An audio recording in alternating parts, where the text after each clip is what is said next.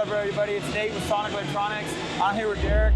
You know, I didn't do videos last year, and I certainly didn't do them with Derek last year, so here's the deal. He's showing me all the cool stuff Rockford has to offer, and I said, man, Derek, we gotta stop and talk about this bad boy. You're telling me how cool it is. I want our viewers to see how cool it is. Derek, take it away. So again, following our vehicle application, what we're finding is that pickup trucks and cars, SUVs in general, space is a premium. You know, it's not like in the old days where you had a big trunk where you could use something like this bad boy here. Yeah. So this is our TW110. It's only 3 inches deep. That's awesome. This is a 500 watt RMS, 1000 watt peak subwoofer that goes into 0.5 cubic feet sealed. That's great. Yeah.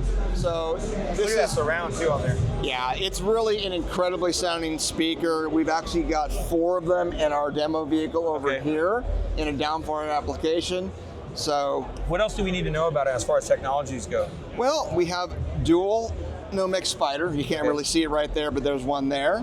There's one right there. Santoprene surround, carbon fiber, actual cone. Super light. This is an aluminum dust cover. And the purpose of this is to dissipate heat. I was gonna ask you that. Yeah. So it's got a cast basket, neodymium motor.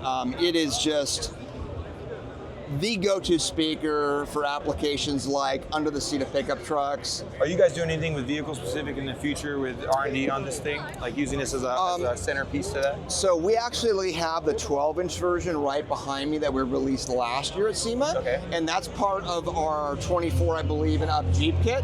So it is an OEM application. It comes in a plug-and-play kit. I saw that kit and I was like, is that the woofer in there? So it is. That's cool. Well done. Thank you so much, Derek. Thank you.